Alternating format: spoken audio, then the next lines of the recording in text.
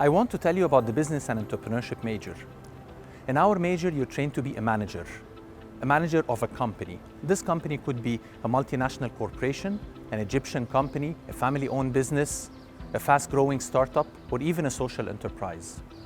Through courses that teach you about marketing, finance, operations, management, information systems, and also the bigger socioeconomic context, whether in economics or sociology or psychology, you will learn how to become successful executives.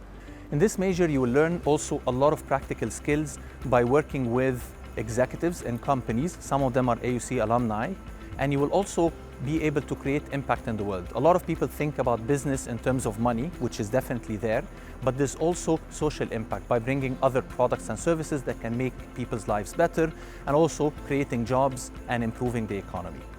People graduate from this major to start their career in those companies, but eventually they become CEOs or senior managers, or some of them even step out to start their own startups.